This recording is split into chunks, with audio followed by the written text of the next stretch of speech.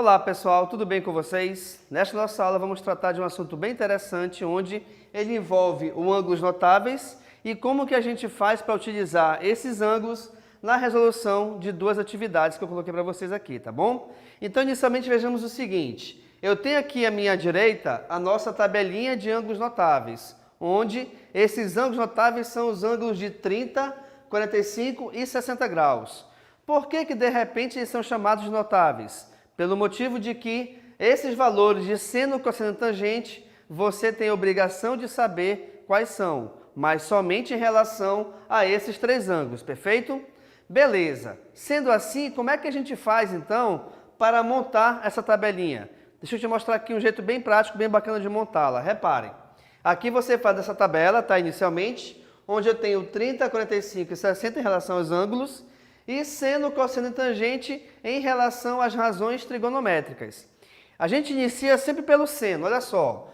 Você coloca aqui como numeradores na ordem 1, 2 e 3. Por que 1, 2 e 3? Porque é a quantidade que nós temos aqui de ângulos diferentes. Então, 1, 2 e 3. Outra coisa importante a verificar aqui é o seguinte, tá? Para que isso aqui seja certo, esteja de uma forma correta, aliás, é importante que você coloque esses ângulos em ordem crescente, do menor para o maior. Então, 30, 45 e 60. Tranquilo aí? Vejamos aqui então. 1, 2, 3. Para cosseno você faz o inverso agora. Ó. 3, 2 e 1. Depois que você fizer essa ordem, 1, 2, 3 para seno, 3, 2, 1 para cosseno, o próximo passo é escrever a fração em todos eles, onde em todos aparecerá o denominador igual a 2. Então, veja que todos eles estão divididos por 2. E, depois que você fizer isso, você coloca a raiz quadrada em todos os numeradores que não sejam iguais a 1. Então, analise que apenas o número 1 não está com raiz quadrada. Até porque a raiz quadrada de 1 ela é igual a 1. É uma raiz exata. Então, nesse caso aqui, até apareceria, tá? Mas por esse motivo, de ser uma raiz quadrada exata, o 1 não fica com a raiz, somente os valores 2 e 3, ok? Então, é essa a regrinha para montar o seno e cosseno. Agora, em relação à tangente, reparem, o termo do meio, que equivale ao de 45 graus, sempre é igual a 1. O primeiro termo que vem à esquerda dele, em relação ao 30, você coloca raiz de 3 sobre 3. E o último termo, que equivale a 60, você só tira o denominador. Ou seja, essa fração sobre 3 desaparece, fica somente com a raiz quadrada de 3. Desse jeito, você terá montada a sua tabela de ângulos notáveis. Por que é importante você saber isso? Só explicar rapidamente. Porque, de repente, numa questão desse tipo aqui, por exemplo, se aqui viesse um ângulo de 40 graus, repare que é o valor de ângulo que não pertence aos ângulos notáveis. Sendo assim, a questão, ela tem a obrigação de te mostrar, de te dizer quais são os valores de seno, cosseno e tangente de 40 graus, ou então ela te forneceria, em caso de uma prova, ela forneceria a tabela completa, que é formada por 90 ângulos, tá? Ela te forneceria essa tabela completa no final da prova. Mas, por se tratar de 30, 45 ou 60, a obrigação é sua saber qual o valor de seno, cosseno e tangente. Perfeito? Agora, feita aqui a tabela então, deixa eu te mostrar como é que a gente faz para utilizá-la na resolução de duas atividades. Vejamos aqui. Primeiramente, eu tenho aqui uma árvore, tá? Onde o ângulo dessa árvore, de acordo com a sua sombra, por exemplo, ela forma com a horizontal 45 graus. E a questão quer saber qual é a altura da árvore. É fácil perceber que, em relação aqui à altura da árvore, e o nosso vértice aqui da ponta, é formado um triângulo retângulo. Sendo então um triângulo retângulo, nós podemos utilizar nele as razões trigonométricas. E aí, como eu quero saber a altura da árvore, aqui estou chamando de h. Nesse caso, pessoal, reparem que eu só tenho o valor numérico de um dos lados. E eu quero achar qual é o valor numérico de um dos outros dois lados. Só que nesse caso, eu tenho um ângulo já dado. E este ângulo, que nesse caso aqui é o de 45, é justamente esse ângulo que eu vou pesquisar aqui na tabela. Mas, nesse caso aí, eu vou usar qual das três razões trigonométricas? Vejamos. Vamos analisar aqui o ângulo. Em relação ao ângulo de 45, reparem que esse lado que possui o H, ele está de frente para ele. Estando de frente, nós chamamos de cateto oposto. Perfeito? E em relação a esse mesmo ângulo, reparem que esse lado de 15 metros, ele é um dos lados que formam esse ângulo. Gente, quando você tem os ângulos agudos, que são os ângulos diferentes do ângulo reto, tá? Então vale para cá e para cá para cima também. Sempre um dos dois lados que formam esse ângulo é a hipotenusa. Automaticamente, o outro lado é o chamado cateto adjacente.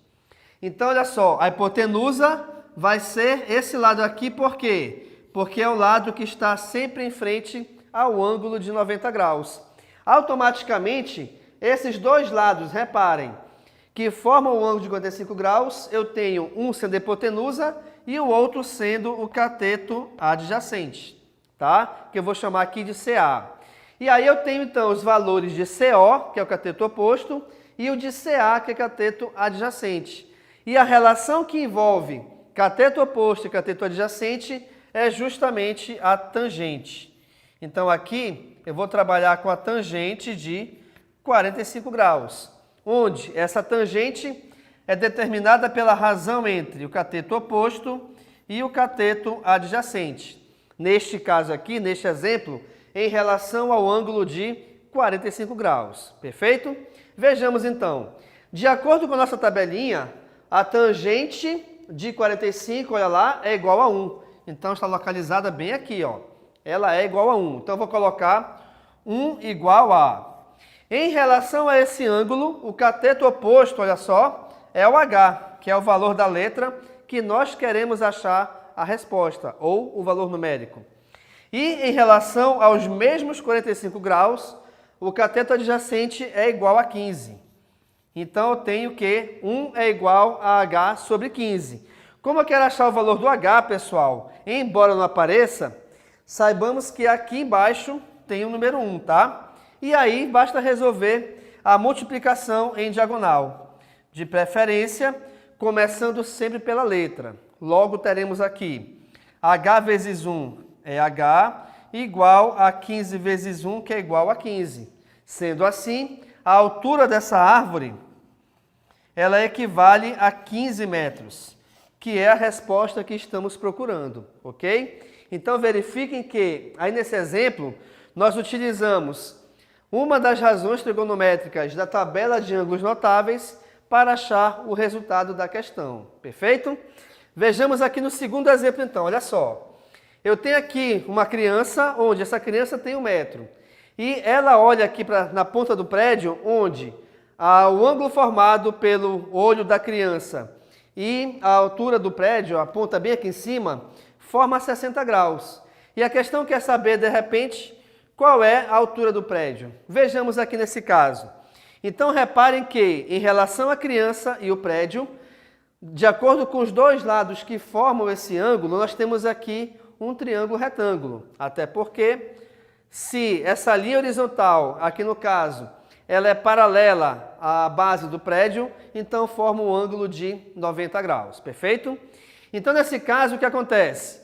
Agora, nesse exemplo, eu vou utilizar o ângulo de 60 graus. Só que eu tenho que analisar o seguinte, em relação a esse ângulo de 60, eu vou usar seno, cosseno ou tangente? Vejamos.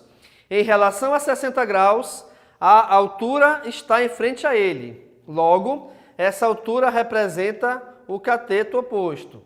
Em relação a 60 graus, o 50 é um dos lados que forma esse ângulo. E ele não é hipotenusa. Logo, esse lado, aliás, é o cateto adjacente. Perfeito?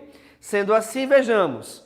Qual é a razão trigonométrica que envolve cateto oposto e cateto adjacente? Coincidentemente, eu vou usar também a tangente. Ó.